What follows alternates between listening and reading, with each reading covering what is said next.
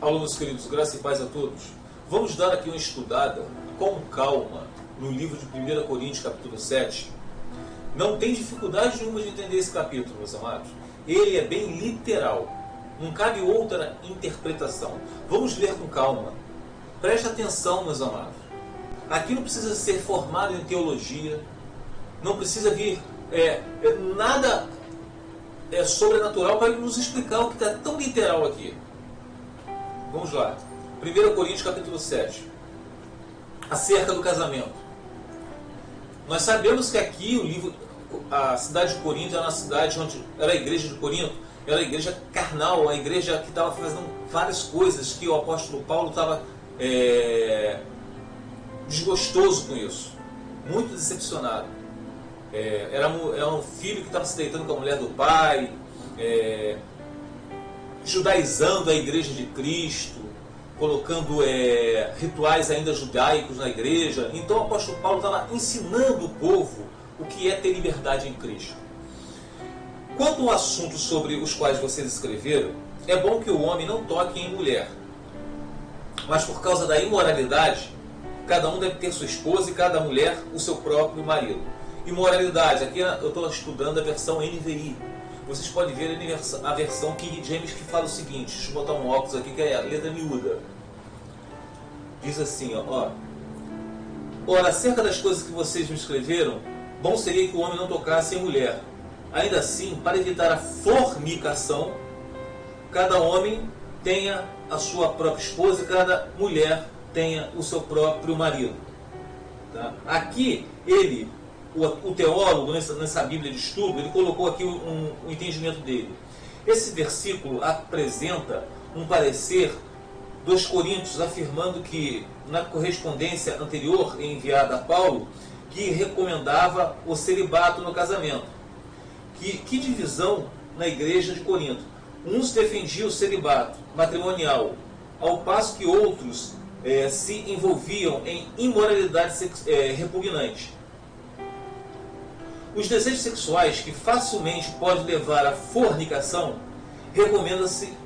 recomendam união sexual frequente entre marido e mulher. Neste contexto, a expressão tem poder se refere a relações sexuais. Então, ele está dizendo aqui, por fornicação era o sexo antes do casamento. Por eles não conseguirem se conter, porque estava se ardendo em desejos, seria bom então eles se casarem. O apóstolo Paulo falou que seria bom ser como ele era, solteiro, tranquilo. Tá? Então a gente pode ver também aqui, vamos lá, no livro de Mateus, capítulo 19:9, na versão Almeida Corrigida Fiel, diz: Mateus 19:9 fala da fornicação. Eu vos digo, porém, que qualquer que repudiar sua mulher e casar com outra, comete adultério. E o que casar com uma repudiada também comete adultério. Então aqui, Mateus está falando para os judeus, se vocês se casam, mas divorciam de sua mulher, vocês cometem adultério com ela. Por quê? Porque ela vai ser uma divorciada. E quem se casar com ela, cometerá adultério com ela. Existe uma exceção aqui, que é em caso de fornicação, que Jesus estava falando que é para os fariseus, os hipócritas. Em caso de fornicação, que é o sexo antes do casamento, vocês têm que se repudiar, que não pode. Tem que se casar para fazer sexo. Difícil entender isso? Não é, né? Vamos então aqui ver a diferença entre moicheia e porneia. Nós sabemos que no grego, a porneia se refere de uma forma abrangente a sexo antes do casamento, a quem é casado e faz sexo com outra pessoa fora do casamento, sexo com animais, tudo isso, a masturbação, tudo isso é uma porneia. Tudo isso é uma imoralidade sexual. São relações sexuais ilícitas que não agradam a Deus. E a moicheia é do grego referente a somente quem é casado e não quem é solteiro. Tá? Então por isso que diz moicheia, vamos ver aqui, moicheia é o mesmo que adultério. Estão vendo aqui, Deixa eu ver se está aqui na frente. Tá certo, tá? Isso mesmo. Moicheia, é o mesmo que adultério. Vamos ver agora o que é porneia. E aqui tem dois, porneia. Vamos lá, porneia. Diz que fornicação é um ato sexual. Olha só, fornicação é um ato sexual. E tem mais. Tem aqui, ó. Olha aqui, ó, porneia, ó, relação sexual antes do casamento. Então, estamos entendidos aqui? Moicheia comete somente quem faz sexo antes, no casamento. No caso, a pessoa é casada, se você sair casar com outra, aí vai ser uma moicheia. Isso aí é adultério. Mas quando lá em Mateus 19,9 fala em porneia, em fornicação, ele está falando em porneia, que é o quê? Ó, como eu acabei de ler para vocês aqui, ó, relação antes do casamento. Isso que Mateus estava falando aqui. É isso que Mateus estava falando aqui. Eu vos digo, porém, que qualquer que repudiar sua mulher e casar com outra comete adultério. Aí, no caso, seria moicheia. E o que casar com uma repudiada também comete adultério. Agora existe a porneia aí, que é o quê? A exceção. Exceto em caso de fornicação, que é a porneia, que é o sexo antes de se casar. Aí tem que repudiar, que não pode. Existe dificuldade, meus amados, em entender isso? Sejam sinceros. Sejam sinceros. Vamos continuar aqui lendo o livro de 1 Coríntios 7. Bom, então aqui já lemos, né? Não precisa deixar isso aqui. Vou até tirar isso daqui. Mas deixa ali, não tem problema não. Vamos continuar aqui. Vamos lá. Versículo 3. O marido deve cumprir os seus deveres conjugais para com a sua esposa. Tá?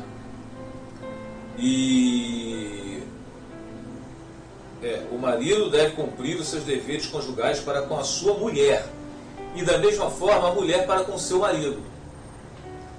Eu coloquei aqui uma Filipenses 2 sobre esse versículo. Filipenses 2, de 3 a 4. Vamos ver o que eu quis dizer isso aqui. Anotei aqui, mas nem tinha entendido. Filipenses 2, Filipenses 2, de 3 a 4. Vamos ver o que quer dizer isso aqui que eu coloquei. Ó. Não façais por cometer ou por vanglória. Vamos botar aqui que é melhor. Outra versão que é melhor, fica mais fácil de compreensão. Não façam por ambição egoísta ou por vaidade, mas humildemente considere os outros superiores a si mesmo. Cada um cuide não somente de seus interesses, mas também do interesse dos outros. Ah, tá. Então, no caso, o marido deve cumprir seus deveres conjugais para com sua mulher e da mesma forma a mulher para com seu marido. Nós devemos atender os interesses do marido, vocês mulheres, e os maridos com a sua esposa.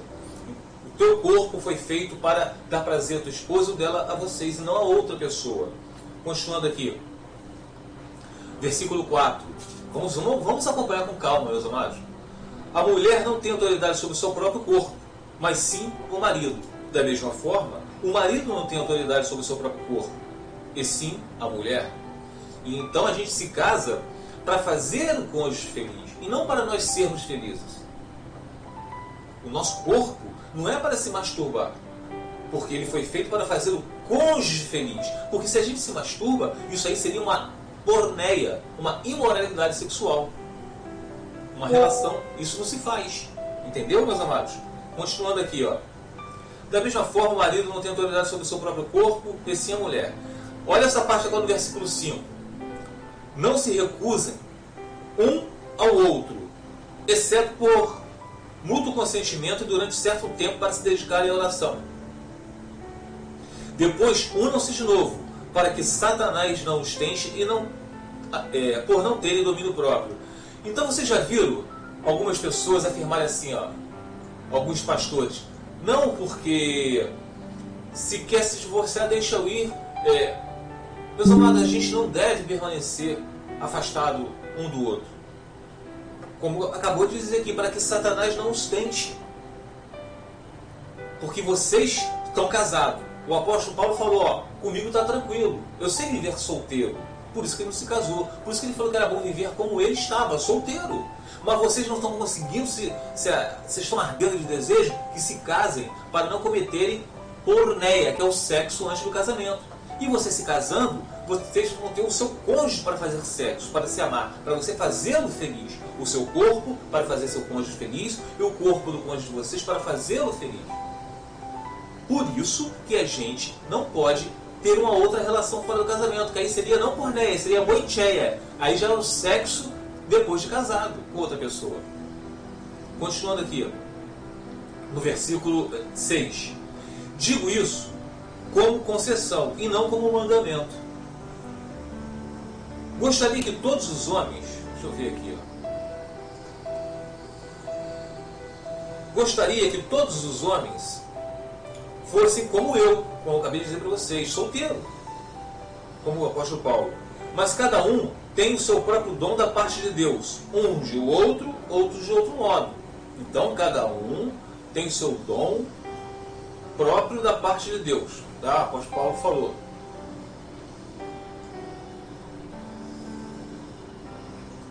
Versículo 8. Digo, porém, aos solteiros e às viúvas. Notem bem, meus amados.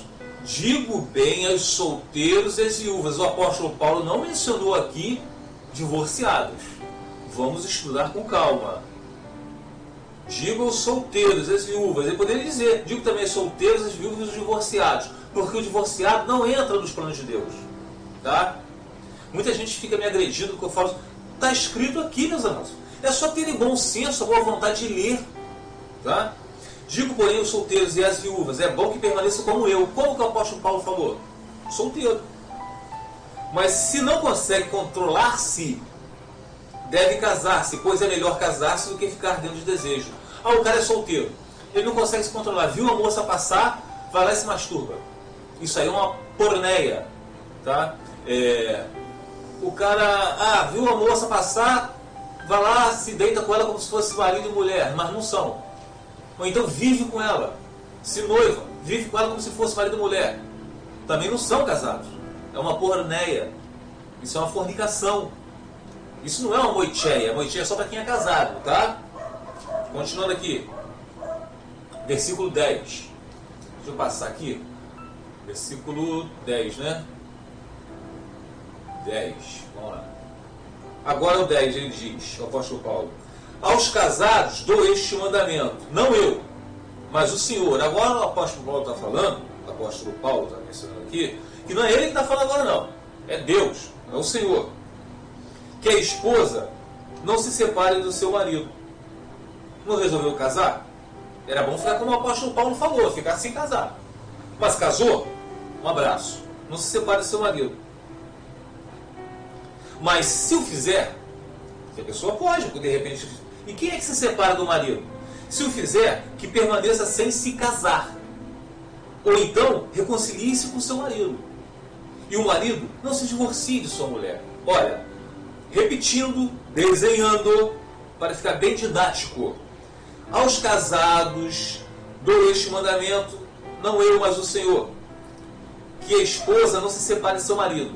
Quem se separa é porque é um descrente. Nós vamos estudar isso mais adiante agora mesmo, tá? Resolveu se separar. Vou me separar. Não está especificando o motivo, se é um adultério, se é porque a comida queimou, ou se o marido ficou careca, se a esposa ficou barriguda. Não está especificando nenhum motivo aqui. Se separou é porque é um descrente. Tá? Se a esposa se separar do seu marido, aos casados, que a esposa não se separe do seu marido, mas se fizer, que permaneça sem se casar. Olha, resolveu se separar? Não se case. Continue como está. Como?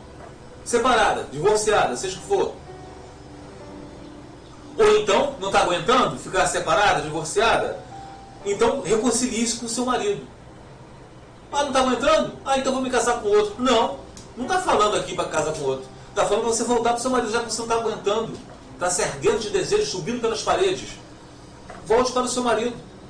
Não está falando para você se casar com outro. Porque o apóstolo Paulo não falou ali, ó. Ele falou assim,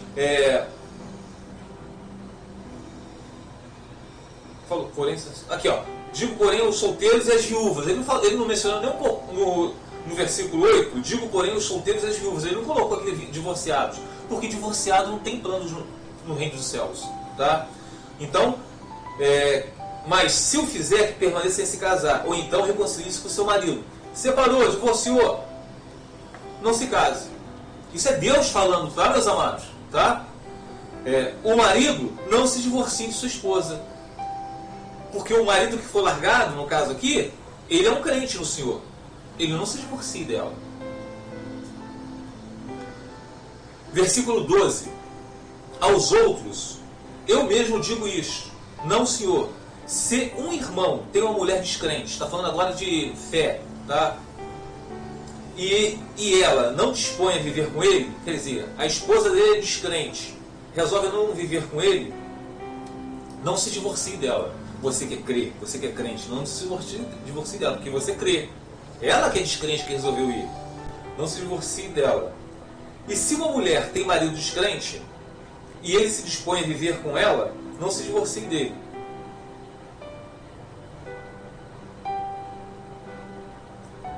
Mesma coisa. Pois o marido desse crente que não crê é santificado por meio da mulher que crê. E a mulher descrente que não crê é santificada por meio do marido que crê. Olhem bem, o crente, o que crê, santifica o que não crê. Vão lendo, prestando atenção, tá? Nós estamos no versículo 13, né? Passar aqui para vocês não se perderem. Versículo 13. Agora o 14. Pois o marido descrente é santificado por meio da mulher, e a mulher descrente, isso eu já li. Versículo 15. Todavia, se o descrente se separar, que se separe. Em tais casos, o irmão, o que crê, ou a irmã que crê, não fica debaixo de servidão. Servidão é ir atrás do cônjuge. Não é ficar livre para casar com outra pessoa, não. Não fica debaixo da servidão. Deus o chamou para viver em paz. Então, ele resolveu ir porque ele é um descrente. Deixa-o ir. Mas você santifica a tua esposa que quis ir. Você, marido, santifica a sua esposa que quis ir. Você, esposa que crê, santifica o seu marido descrente que resolveu ir. Como que você santifica ele? Intercedendo por ele. Porque não adianta você forçá-lo a ficar do teu lado. Versículo 16. Você, mulher, como sabe se salvará seu marido? Ou você, marido, como sabe se salvará sua mulher? Porque não somos nós que salvamos ninguém. E sim Deus. Tá? Eu botei aqui uma parte que diz assim, ó, Tiago, salvar. O marido descrente resolveu ir. Correto, meus amados? Ele resolveu ir. Bom, ele se foi, porque ele é um descrente. Mas você santifica o teu cônjuge, porque você é crente, você santifica ele que foi. E como que você santifica o seu cônjuge que foi? Tiago, capítulo 5, versículo 16, diz: portanto, confesse os seus pecados uns aos outros e orem. Porque a gente só pode, Deus só atende a oração do justo, aquele que tem o Espírito Santo. Se você estiver na prática do pecado, Deus não vai atender suas orações. Por isso que tem necessidade de confessar os nossos pecados uns para os outros, para nós orarmos para serem curados. Portanto, confessem os seus pecados uns aos outros e orem uns pelos outros para serem curados. O seu cônjuge é descrente, já que ele resolveu se divorciar, se apartar, ele é um descrente. Ele precisa ser curado, porque nós não temos poder para salvá-lo, e sim o Senhor. A oração de um justo é poderosa e eficaz. Você tem o Espírito Santo, você está sendo justificado pelo sangue de Jesus Cristo. Então, a sua oração é poderosa e eficaz para trazer o seu cônjuge de volta. Continuando aqui, meus amados, vamos lá voltar a 1 Coríntios 7. Versículo 17. Entretanto, deixa eu ver se está tudo certo aqui. Deixa eu passar aqui para você. 17. Vamos ler isso aqui de uma vez por todas. Estou cansado de ver esses pastores falando besteira. Versículo 17. Entretanto, cada um continue vivendo na condição que o Senhor lhe designou, e de acordo com o chamado de Deus. Esta é minha ordem para todas as igrejas. Está falando para a igreja, para quem tem o Espírito Santo, para quem é crente, e não para quem é descrente, como o cônjuge que resolveu ir. Então, Entretanto, cada um continue na condição que o Senhor lhe designou, de acordo com o chamado de Deus. Como que foi a condição que o Senhor chamou o apóstolo Paulo? Vamos lá, primeiro, vamos voltar lá no versículo 7 desse mesmo capítulo. Versículo 7. Versículo 7, vou até colocar aqui para vocês, ó. Gostaria, vamos desenhar aqui, gostaria que todos os homens fossem como eu, mas cada um tem o seu próprio dom da parte de Deus, um de um modo, outro de outro. Então, o que ele quis dizer aqui?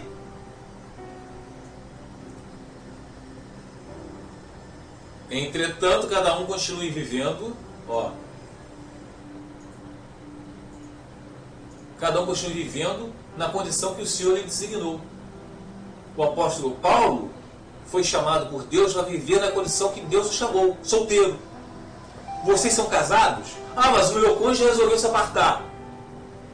Tranquilo. Ele é um descrente, mas você é crente. Você continua sendo casado, mesmo estando divorciado, porque essa aliança ela é celestial. E ela só é rompida, vou dar um pulo agora para não ler todo o capítulo, tá? Ela só é rompida, essa aliança, aqui, ó. Ó como é que essa aliança é rompida. Ó. É aqui que essa aliança é rompida, ó. 1 Coríntios capítulo 7, versículo 39, que diz: a mulher está ligada a seu marido enquanto ele viver, mas se o seu marido morrer, ela estará livre para se casar com quem quiser, contanto que pertença ao Senhor. Por que o apóstolo Paulo finalizou nesse versículo 39 falando isso? Antes existia o marido crente com a esposa descrente, ou a esposa crente com o marido descrente. Se o descrente quiser se apartar, deixe-o ir. Há um julgo desigual. Mas já que você se casou com uma pessoa que professa a mesma fé que você não tem que se divorciar dele. Você, que é crente, você santifica esse descrente. Mas o descrente resolveu ir, como está no capítulo.